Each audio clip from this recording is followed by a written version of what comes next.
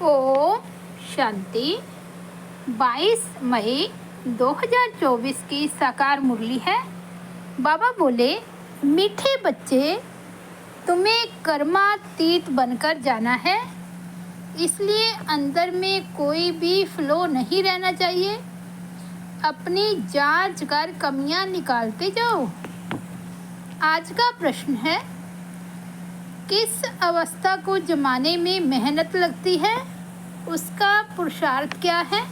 उत्तर है, इन आँखों से देखने वाली कोई भी चीज़ सामने न आए, देखते भी न देखो, देह में रहते देही अभिमानी रहो। यह अवस्था जमाने में टाइम लगता है। बुद्धि में सिवाय बाप और घर के कोई वस्तु याद न आए, इसके लिए अंतर्मुखी हो अपनी जांच करनी है, अपना चार्ट रखना है। ओम शांति। मीठे मीठे सिकिलते रूहानी बच्चे यह तो जानते हैं कि हम अपनी दैवी राजधानी स्थापन कर रहे हैं। इसमें रजाएं भी हैं तो प्रजा भी है। पुरुषार्थ तो सब करते हैं। जो जास्ती पुरुषार्थ करते हैं वे जास्ती प्राइज लेते हैं। यह तो एक कॉमन कायदा है, यह कोई नई बात नहीं है। इसको दैवी बगीचा कहो व राजधानी कहो, अभी यह है कलयुगी बगीचा अथवा कांटों का जंगल। उसमें भी कोई बहुत फल देने वाले झाड़ होते हैं, कोई कम फल देने वाले होते हैं, कोई कम रस वाले आम होते हैं, कोई कैसे होते हैं। फलों के ऐसे ऐसे भिन्न भिन्न प्रकार के झाड़ होते हैं। वैसे ही तुम बच्चों में भी नंबरवार पुरुषार्थ अनुसार हैं। कोई बहुत अच्छा फल देते हैं, कोई हल्का फल देते हैं, भिन्न भिन्न झाड़ होते हैं। यह फल देने वाला बगीचा है। इस दैवी झाड़ की स्थापना हो रही है अथवा फूलों के बगीचे की स्थापना हो रही है। कल पहले मिसल आहिस्ते आहिस्ते मीठे खुशबूदार भी बन रहे हैं। नंबरवार पुरुषार्थ अनुसार सब वैरायटी है ना। बाप के पास भी आते हैं बाप का मुखड़ा देखने। यह तो जरूर समझते हो बाबा हमको स्वर्ग का मालिक बनाते हैं। यह बच्चों को निश्चय है जरूर, बेहद का बाबा हमको बेहद का मालिक बना रही हैं। मालिक बनने में खुशी भी होती है, हद के मालिक बने में दुख है। ये खेल ही सुख और दुख का बना हुआ है और यह भी भारतवासियों के लिए ही है। बच्चों को बाबा कहे, पहले अपना घर तो संभालो। घर पर धनी की नज़र रहती है ना, तो बाप भी एक एक बच्चे को बैठ देखते हैं।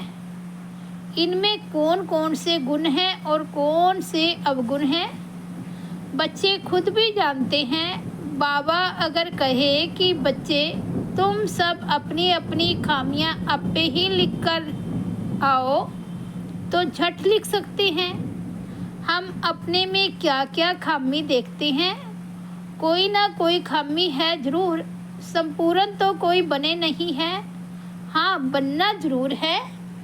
कल्प कल्प बने हैं, इसमें कोई संशय नहीं, परंतु इस समय खामी है। वह बतलाने से बाबा उस पर ही समझाएंगे। इस समय तो बहुत खामियां हैं। मुख्य सब खामियां होती ही हैं देह अभिमान के कारण। वह फिर बहुत हैरान करती है, अवस्था को आगे बढ़ने नहीं देती। इसलिए अब पूरी रीति पुरुषार्थ करना है। यह शरीर भी अभी छोड़कर जाना है। दैवी गुण भी यहाँ ही धारण करके जाना है। कर्मातीत अवस्था में जाने का अर्थ भी तो बाबा समझा रही हैं। कर्मातीत होकर जाना है तो कोई भी फ्लो ना रहे, क्योंकि तुम हीरे बनते हो ना। हमारे में क्या क्या फ्लो है यह तो हर एक जानते हैं, क्योंकि तुम चैतन्य हो। जड़ हीरे में फ्लो होगा तो वे निकाल थोड़े ही सकेंगे। तुम तो चैतन्य हो, तुम इस फ्लो को निकाल सकते हो। तुम कौड़ी से हीरे जैसा बनते हो। तुम अपने को अच्छी रीति जानते हो। सर्जन पूछते हैं कौन सा फ्लो है जो तुमको अटकाता है, आगे बढ़ने नहीं देता है। फ्लोलेस तो पिछाड़ी में बनना है, वह सब अभी निकालना है। अगर फ्लो नहीं निकलता तो हीरे की वैल्यू कम हो जाती है। यह भी बड़ा पक्का जोरी है ना। सारी आयु हीरे की इन आंखों से देखे हैं। सारी आयु हीरे ही इन आंखों से देखे हैं। ऐसा जोरी कोई होगा नहीं जिसको इतना हीरो को परखने का शौक हो। तुम भी हीरे बन रहे हो, जानते हो कोई ना कोई फ्लो है जरूर, संपूर्ण बने नहीं हैं। चैतन्य होने कारण तुम पुरुषार्थ से फ्लो निकाल सकते हो। हीरे जैसा तो बनना है जरूर, सो तब बनेंगे जब पूरा पुरुषार्थ करेंगे। बाप कहते हैं तुम्हारी अवस्था ऐसी पक्की हो जो शरीर छूटने समय अंत में कोई भी याद न आए। यह तो क्लियर है। मित्र संबंधी आदि सबको भूलना है, संबंध रखना ही है एक बाप से। अभी तुम हीरे बन रहे हो, यह जवाहरात की दुकान है। तुम हर एक जौहरी हो। यह बातें दूसरा कोई भी जानता नहीं, तुम बच्चे जानते हो। हर एक के दिल में है हम विश्व के मालिक बन रहे हैं पुरुषार्थ अनुसार। जिन्हों को ऊंच पद मिला है उन्होंने जरूर पुरुषार्थ किया है तो तुम्हारे में से ही ना। तुम बच्चों को ही इतना पुरुषार्थ करना है, इसलिए बाबा एक एक बच्चे को देखते रहते हैं। जैसे फूलों को देखा जाता है ना, ये कैसा खुशबूदार फूल है, ये कैसा है, इनमें बाकी क्या फ्लो है। क्योंकि तुम चैतन्य हो, चैतन्य हीरे जान सकते हैं ना हमारे में क्या क्या खामी है जो बाप से बुद्धि योग तुड़ाए कहाँ ना कहाँ भटकाते हैं। बाप तो कहते हैं बच्चे माँ में एकम याद करो, दूसरा कोई याद न आए। गृहस्थ वार में रहते एक बाप को याद करना है। इनों की तो भट्ठी बननी थी जो तैयार हो निकली सर्विस के लिए। देखते हैं पुराने जो हैं वे अच्छी सर्विस कर रही हैं, थोड़े नए भी ऐड हो जाते हैं। पुरानों की भट्ठी बननी थी, भल पुराने हैं तो भी खामियां हैं जरूर। हर एक अपने दिल से समझते हैं कि बाबा जो अवस्था बनाने लिए कहते हैं वे अभी बनी नहीं है। एम ऑब्जेक्ट तो बाप समझाते हैं। सबसे जास्ती खाद है देह अभिमान की, तब ही देह की तरफ बुद्धि चली जाती है। देह में होते हुए देही अभिमानी बनना है। इन आँखों से देखने वाली चीज़ कोई भी सामने न आए, ऐसी अवस्था जमानी है। हमारी बुद्धि में सिवाय एक बाप के और कोई और शांति धाम के और कोई वस्तु याद न आए। कुछ भी साथ नहीं ले जाना है। पहले हम नए संबंध में आए, अभी है पुराना संबंध। पुराने संबंध की जरा भी याद न आए। गायन भी है अंतकाल, यह अभी की बात है। गीत तो कलयुगी मनुष्यों ने बनाए हैं, परंतु वे समझते थोड़े ही हैं। मूल बात बाबा समझाते हैं, एक बाप के सिवाय और कोई याद न आए। एक बाप की याद से ही तुम्हारे पाप कट जाएंगे और पवित्र हीरे बन जाएंगे। कोई पत्थर तो बहुत वैल्यूएबल होते हैं, मनिक भी वैल्यूएबल होते हैं। बाप अपने से भी बच्चों की वैल्यू ऊंच करते रहते हैं। अपनी जांच करनी होती है। बाप कहते हैं अंतर्मुख हो, अपने को देखो, हमारे में क्या खामी है, कहाँ तक दे अभिमान है। बाबा पुरुषार्थ के लिए भिन्न भिन्न युक्तियाँ बतलाते रहते हैं। जितना हो सके एक की याद में रहे। भल कितने भी प्यारे हो, खूबसूरत बच्चे, बहुत लवली हो, तो भी किसकी याद न आए, यहाँ की कोई भी चीज़ याद न आए। कोई कोई बच्चों में बहुत मोह रहता है। बाप कहते हैं उन सब से मोह मिटाए, एक की याद रखो। एक लवली बाप से ही योग रखना है, उनसे सब कुछ मिल जाता है। योग से ही तुम लवली बनते हो, लवली आत्मा बनती है। बाप लवली प्योर है ना, आत्मा को लवली प्योर बनाने के लिए बाप कहते हैं बच्चे जितना मुझे याद करेंगे तुम अथाह लवली बनेंगे।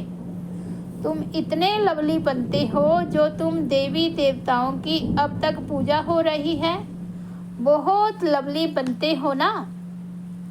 आधा कल्प तुम राज्य करते हो और फिर आधा कल्प तुम ही पूजे जाते हो। तुम खुद ही पुजारी बन अपने चित्रों को पूजते हो। तुम हो सबसे लवली बनने वाले, परंतु जब लवली बाप को अच्छी रीति याद करेंगे तब ही लवली बनेंगे। सिवाय एक बाप के और कोई याद न आए तो अपनी जांच करो कि बाप को बहुत लव से याद करते हैं। बाप की याद में प्रेम के आंसू आ जाए। बाबा मेरा तो आपके सिवाय दूसरा न कोई, और कोई की याद न आए। माया के तूफान न आए, तूफान तो बहुत आती है ना। अपने ऊपर बहुत जांच रखनी है। हमारा लव बाप के सिवाय और कोई तरफ तो नहीं जाता। भल कितनी भी प्यारी चीज़ हो तो भी एक बाप की ही याद आए। तुम सब एक माशूक के आशिक बनते हो। आशिक माशूक जो होते हैं, एक बार एक दो को देख लिया बस, शादी आदि भी नहीं करते, रहते भी अलग है, परंतु एक दो की याद बुद्धि में रहती है। अभी तुम जानते हो हम सब आशिक हैं एक माशूक के। उस माशूक को तुम भक्ति मार्ग में भी बहुत याद करते थे, यहाँ भी तुम्हें बहुत याद करना है, जबकि वह सन्मुख है। बाप कहते हैं मामेकम याद करो तो तुम्हारा बेड़ा पार हो। इसमें संशय की कोई बात नहीं। भगवान से मिलने के लिए सब भक्ति करते हैं। यहाँ कोई कोई बच्चे तो बहुत हड्डी सर्विस करते हैं, सर्विस के लिए जैसे एकदम तड़पते हैं, बहुत सर्विस करते हैं। यह भी तुम जानते हो कि बड़े आदमी इतना नहीं समझ सकेंगे, परंतु तुम्हारी मेहनत कोई व्यर्थ नहीं जाती है। कोई समझकर लायक बनते हैं, फिर बाबा के आगे आते हैं। तुम समझते हो हम लायक है व नहीं। दृष्टि तो उन्हों को तुम बच्चों से मिलती है। श्रृंगार करने वाले तुम बच्चे हो। जो भी यहाँ आए हुए हैं उन सबको तुम बच्चों ने श्रृंगार कराया है। बाबा ने तुमको कराया है, तुम फिर औरों को श्रृंगार कराए ले जाते हो। बाप आफरीन देते हैं, जैसा श्रृंगार किया है ऐसा ही औरों को भी कराते हैं, बल्कि अपने से भी औरों को अच्छा करा सकते हैं। सबकी अपनी अपनी तकदीर है ना। कोई कोई समझने वाले समझाने वालों से भी तीखे हो जाते हैं, समझते हैं इनसे हम अच्छा समझा सकते हैं। समझाने का नशा चढ़ता है तो वे फिर निकल पड़ते हैं। बाप दादा दोनों की दिल पर चढ़ पड़ते हैं। बहुत नए नए हैं जो पुरानों से भी तीखे हैं। कांटों से अच्छा फूल बन पड़े हैं, इसलिए बाबा एक एक को बैठ देखते हैं इनमें क्या क्या कमी है। यह कमी इनमें से निकल जाए तो बहुत अच्छी सर्विस करे। बागवान है ना, दिल होता है उठकर पिछाड़ी में भी जाकर देखूं, क्योंकि पिछाड़ी में भी जाकर बैठते हैं अच्छे अच्छे महारथियों को, तो फ्रंट में बैठना चाहिए। इसमें किसको धक्का आने की भी बात नहीं।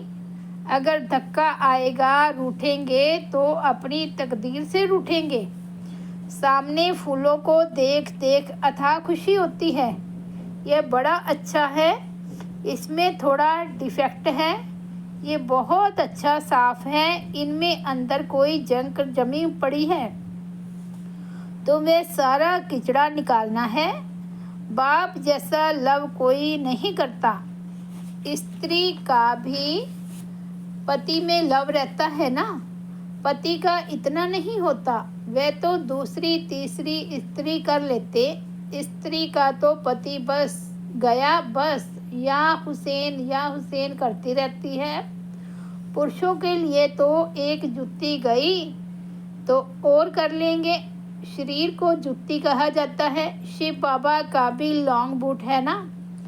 अब तुम बच्चे समझते हो हम बाबा को याद करेंगे, फर्स्ट क्लास बनेंगे।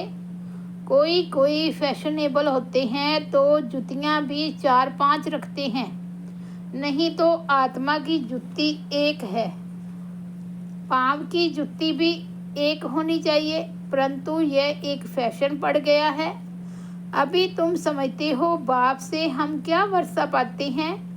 हम उस पैराडाइज के मालिक बन रहे हैं। हेवन को कहा ही जाता है वंडर ऑफ वर्ल्ड। जरूर हेवनली गॉड फादर ही हेवन स्थापन करेंगे। अब तुम प्रैक्टिकल में श्रीमत पर अपने लिए स्वर्ग की स्थापना कर रहे हो। यहाँ तो कितने बड़े बड़े महल बनाते हैं, ये सब खत्म हो जाएंगे। तुम वहाँ क्या करेंगे। दिल में आना चाहिए, यहाँ तो हमारे पास कुछ भी नहीं है। वैसे ही भल बाहर में घर गृहस्थ में रहते हैं, यह भी समझते हैं सब कुछ बाबा का है। हमारे पास तो कुछ नहीं, हम ट्रस्टी हैं। ट्रस्टी कुछ नहीं रखते हैं, बाबा ही मालिक है। ये सब कुछ बाबा का है। घर में रहते भी ऐसे समझो। साहूकारों की बुद्धि में तो यह बातें आ ना सके। बाबा कहते हैं ट्रस्टी हो रहो, कुछ भी करो, बाबा को इशारा देते रहो। लिखते हैं बाबा मकान बनाओ, बाबा कहेंगे भले बनाओ। ट्रस्टी होकर रहो, बाप तो बैठा है ना। बाप जाएंगे तो सब इकट्ठे जाएंगे अपने घर, फिर तुम चले जाएंगे अपनी राजधानी में। हमको फिर कलब कलब आना ही है पावन बनाने। अपने समय पर आता हूँ। अच्छा, मीठे मीठे सिकिलदे बच्चों प्रति माता पिता बाप दादा का याद प्यार और गुड मॉर्निंग। रूहानी बाप की रूहानी बच्चों को नमस्ते। हम रूहानी बच्चों की रूहानी बाप दादा को याद प्यार, गुड मॉर्निंग और नमस्ते। धारणा के लिए मुख्य सार फर्स्ट पॉइंट है, सभी से ममता निकाल एक लवली बाप को याद करना है। अंतर्मुख हो, अपनी कमियों की जांच कर निकालना है। वैल्यूएबल हीरा बनना है। सेकंड पॉइंट है, जैसे बाप ने हम बच्चों को श्रृंगार किया है, ऐसे सबका श्रृंगार करना है। कांटों को फूल बनाने की सेवा में लग जाना है, ट्रस्टी होकर रहना है।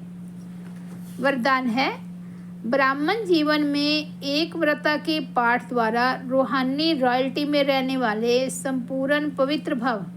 इस ब्राह्मण जीवन में एक व्रता का पाठ पक्का कर प्योरिटी की रॉयल्टी को धारण कर लो तो सारे कल्प में यह रूहानी रॉयल्टी चलती रहेगी। आपके रूहानी रॉयल्टी और प्योरिटी की चमक परम धाम में सर्व आत्माओं में श्रेष्ठ है।